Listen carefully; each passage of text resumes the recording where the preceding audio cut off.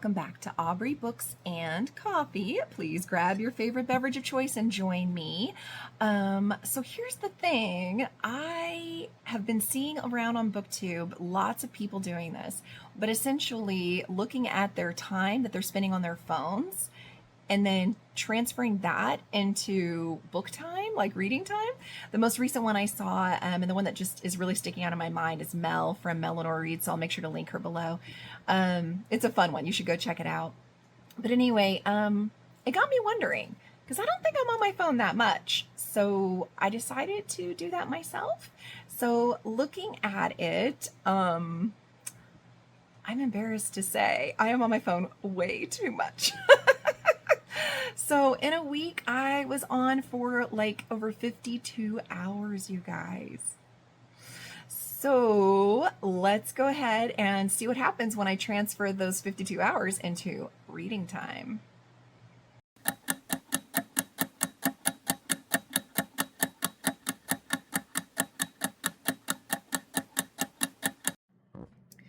So I've just started the courting of Bristol Keats to swap my time out because I'd be on the phone too much, y'all. But anyway, beyond that, I just started. I am literally at like 14% into this book, and wow. So basically we're following obviously Bristol Keats, who unfortunately, both parents have died, and so she's trying to help raise her sisters, and they're trying to survive.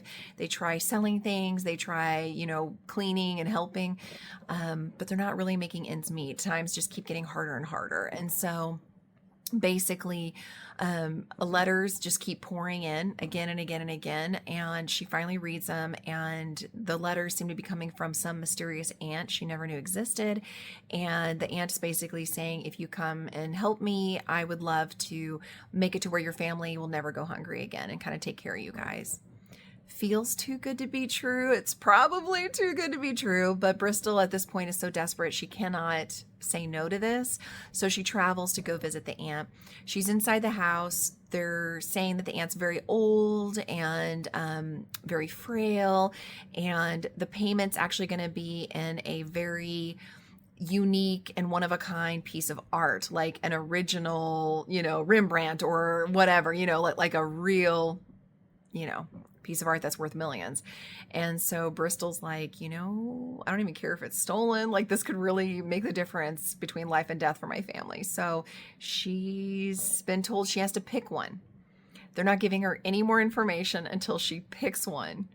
And I'm a little worried. Like, is this going to be a thing where the piece of art that she chooses is what's going to determine her fate, kind of thing? Like, it makes me think of Cabin in the Woods, where it depends on what item they pick up and play with, and that's going to determine their fate of what monster's coming at them. So, like, gives me those kind of vibes. So I just want to be like, Bristol, just turn around and walk away. But then we wouldn't have a story. So I'm going to go back to sprints and keep reading. I'm currently 50% now into the courting of Bristol Keats as I'm doing sprints, and wow, it has taken a turn.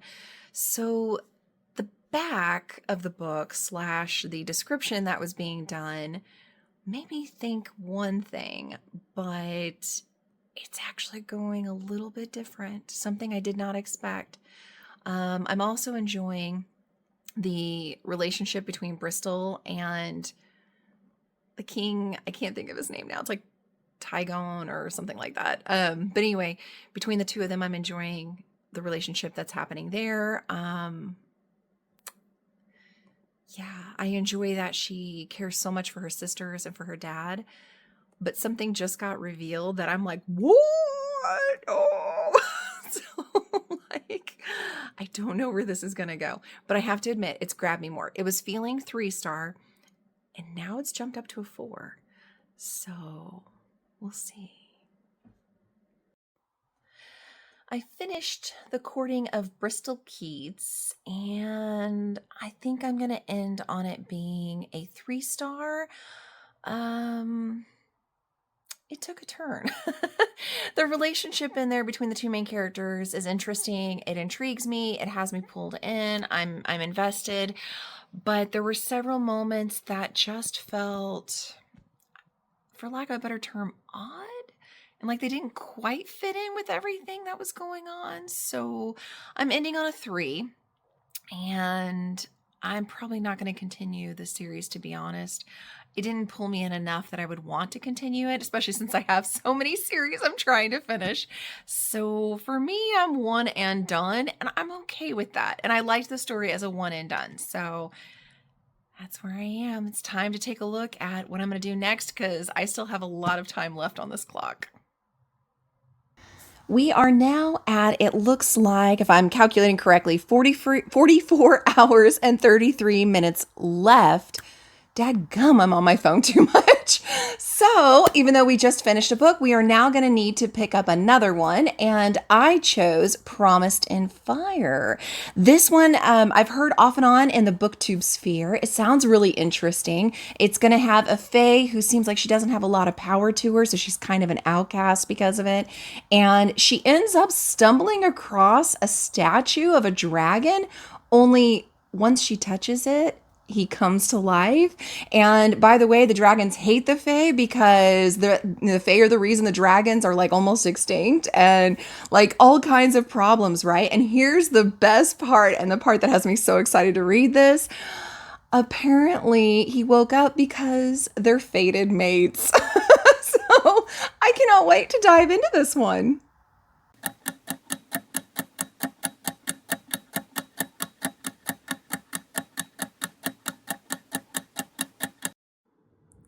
I have a couple of kitties that are surrounding me like sharks swimming. But anyway, so I'm about 25% in Promised in Fire, and I am really vibing with the character Adara. She basically has always kind of been an outcast because she doesn't have magic like everybody else around her, and that's always made life kind of harder for her. She doesn't really feel a calling towards healing like her mom does, but her mom's kind of like, you really don't have much of a choice because unfortunately, there's something on my glasses, without magic, that's the best you can do.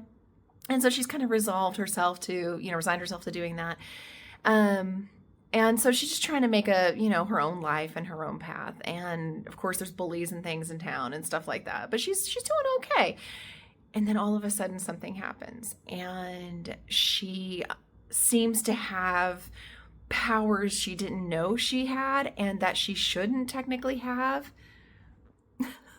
What are you doing? What are you doing? You little weirdo. Anyway, I can get nobody to pay attention to me around here. I am so appreciative you listen to me because I get nobody paying attention to me. So anyway, all that to say, very invested and interested, excited to see where this is going. We're just kind of getting the lay of the land and the world building right now and kind of seeing her relationships and things like that. But something's coming to a head like already really quick, and it'll be interesting to see what happens. All right, pardon me as I'm cooking dinner. I am 50% now in Forged in Fire, and it is really getting good. I'm really liking the relationship between Adara and the dragon that she just woke up. Like I had mentioned before in the synopsis, they are fated mates. He's fighting with all he's got because, like, he was betrayed by them, hurt by them. People he cared about were hurt by the Fae. Doesn't trust them whatsoever. She's been taught the same thing about dragons. You can't trust them for anything. And it's just very interesting, the dynamic between the two, because they're both drawn to each other. She doesn't know why. He's not going to tell her why. And because he's trying to fight it anyway. And it's just interesting. And I am excited to see what's going on. Her mom has also been captured, and so now she's worried about her and wants to try to rescue her and stuff. So yeah, it's getting good. It's really, really amping up. I'm 50% into Promised in Fire, and oh my gosh. I'm really liking Enar and Adara's relationship. I am. It's very much a I can't stand you. I got a rumble toes. but in a great way. Like, you understand why they're fighting and not really getting along, but Enar is the dragon. He's having a really hard time. Keeps pushing the phone with his cheek.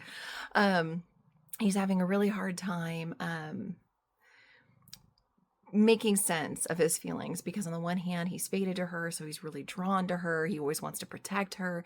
But on the other hand, he hates what her people stand for and what they did to his kind. And she's arrogant and ungrateful, stubborn. And so it's really cute. I like Adara, but I have to admit I like Enar better. I'm actually in this for him more than her. She kind of gets on my nerves a little bit sometimes, but I'm really liking him, and we're starting to amp up some stuff. We're starting to see a little bit behind the scenes of what's going on and why she was raised to believe what she was raised to believe. And yeah, there's some evil forces at play, if you will. And so, yeah, it's picking up, it's getting interesting, and I am having a great time.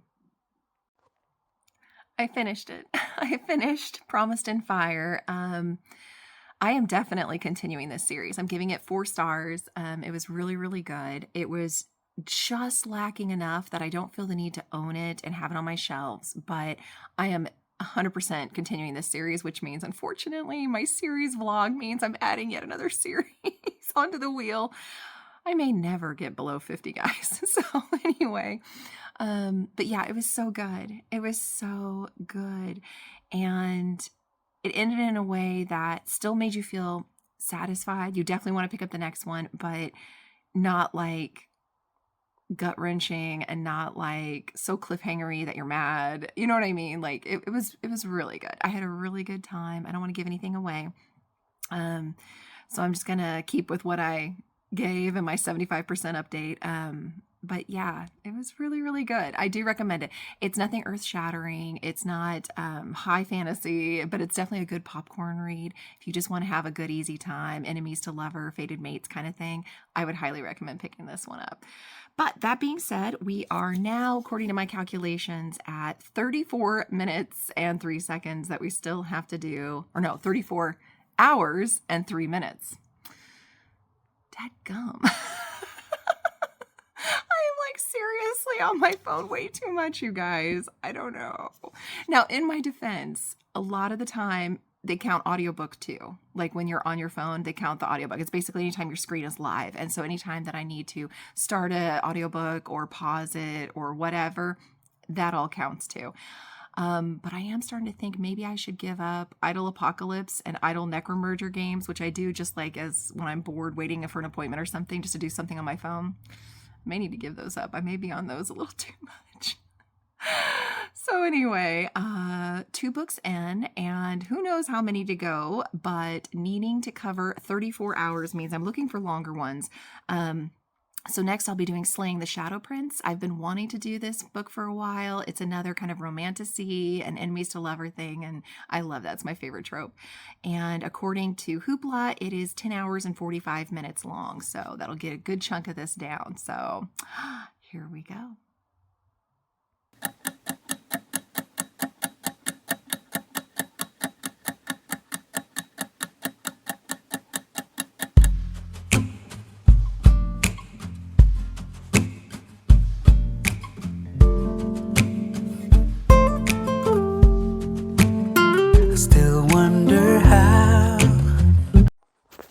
I'm 25% into Slaying the Shadow Prince, and I'm actually surprised. Drew, excuse me, has already had to kind of prove herself by trying to protect the king and stuff and show her worth and show that she is worthy of training to be one of these elite guards and stuff and to be with them. And I'm kind of surprised how fast all of that went, to be honest. Like, I don't know. I guess I expected that to be drawn out a little bit more because she's already aware of Talamer's dark secret. So it's like, I don't know why, but I guess I expected that to take longer to unfold, but okay. Like, I still am enjoying their banter, and I'm enjoying hearing the internal monologue between the two of them, and yeah, I'm still invested. I'm now halfway through Slaying the Shadow Prince, and I have to admit, I like it better. It's not that it started out bad at all. It just was so, I guess, different in the pacing than I was expecting. So I felt like it was kind of rushed, I guess. And I was worried, but I guess it makes sense because Helen, I'm not going to say her name right, Shearer,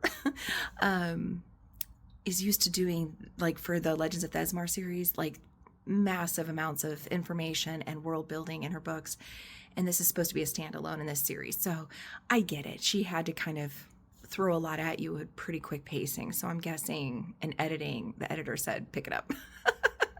Otherwise, this is going to be like an 800-page book.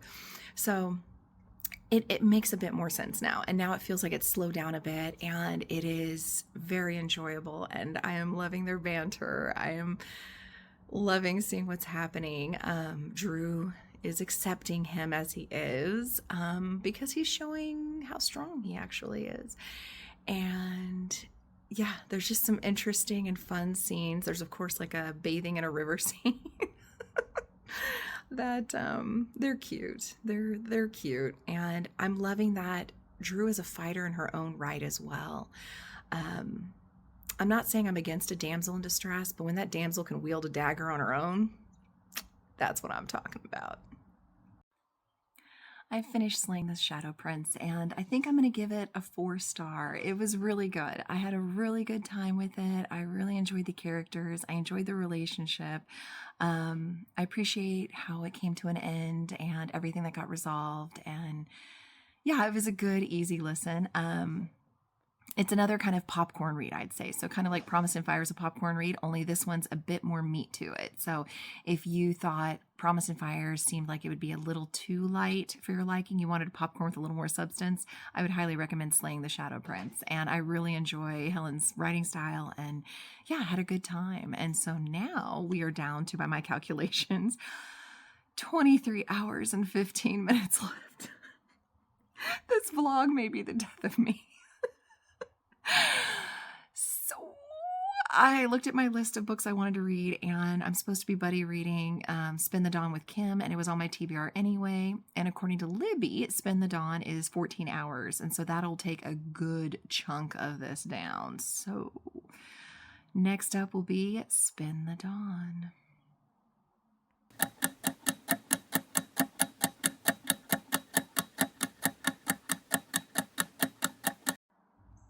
I'm now 25% into Spin the Dawn, and it's sweet. It's definitely YA, and it makes me think of Mulan, honestly.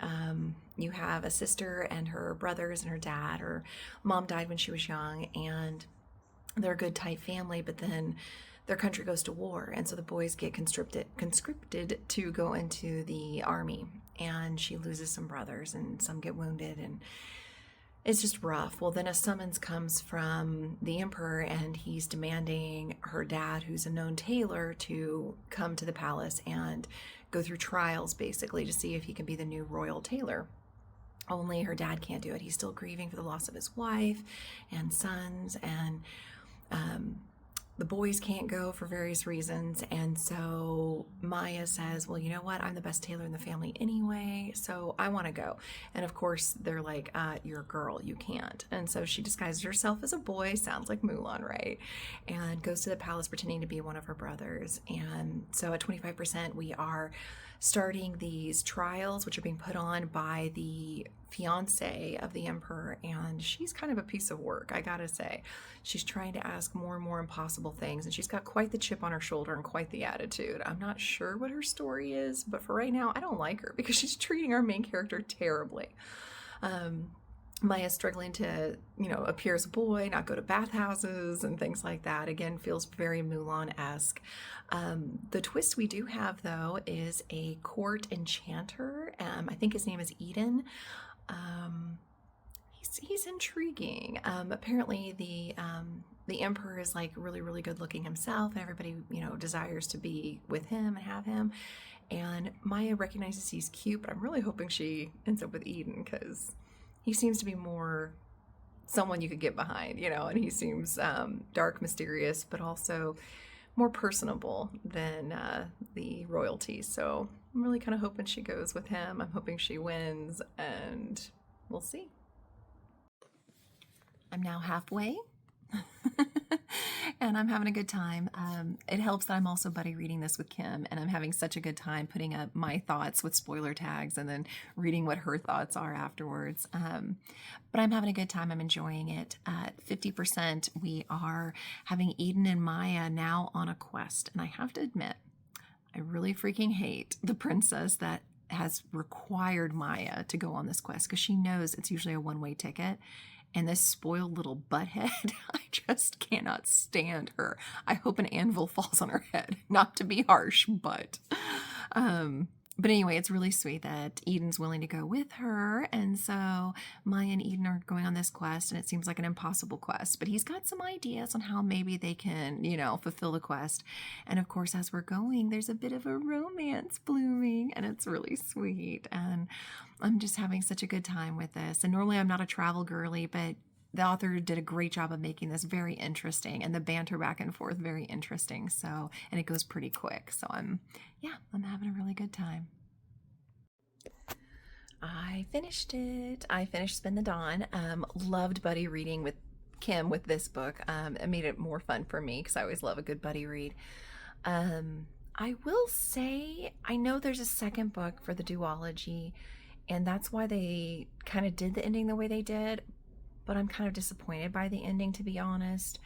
The quest was resolved, and decisions were made, and sacrifices were made, and I'm just not a huge fan with the way it went down. I get it. You're setting up for a duology, but I would have rather it been just a one-off, I think. So I'm actually probably not going to continue. I think she's planning on reading the sequel at some point, but I'm giving it 3 stars, and I just don't think I'm going to continue, which is a shame because it's beautifully written. She's a fantastic author.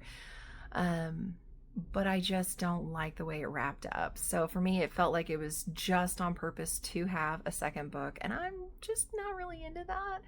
So I'm going to leave that. I'm not adding it to my spreadsheet of series, but that does leave us with about 9 hours and 15 minutes left on this vlog. This has felt so long.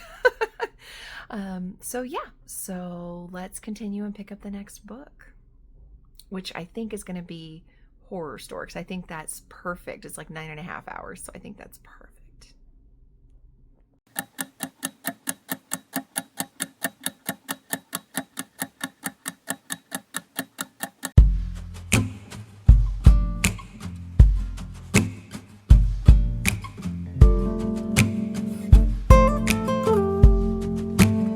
Still wonder how, I finished Horror Store, and oh my gosh, what an incredibly wild ride. It's got the humor you expect from Grady Hendrix, and the twists and turns and wonkiness that you expect from Grady Hendrix. And all inside of a store that's like an IKEA. It did turn even more supernaturally weird. I'm telling you guys, don't do a freaking seance. Don't do it. Yeah, it got pretty gross. It got pretty chilling. It got pretty intense. I will say the ending was not what I thought it was going to be. It kind of surprised me with what they did at the end. But I'm not mad at it. I'm giving it a 4-star overall, and I'm glad that I read it. And I do recommend it for anybody who wants horror that's not so over the top grotesque or over the top scary. Because I have a very small tolerance for horror, and I did okay. So I do recommend it. And yeah, I'm excited because I think if my calculations are correct, this does now put me at being done. So, hallelujah. And I learned a valuable lesson. I am going to be on my phone a lot less now. I'll still be doing audiobooks and ebooks, of course, but outside of reading, I don't know I'm going to play a lot of phone games anymore. And I'm going to try to only check email, like, instead of when I see the pop-up, maybe just like first thing in the morning and first thing in the evening, check email and just let that be it, because That's ridiculous, and I don't want to go through it again. Let me know below what you guys did and how much time is on yours when you go and look at your settings and stuff. How many hours you spend on your phone a week? I'm curious to know. Thanks for being here, guys. Please like, subscribe, send your friends, and I'll see you next time.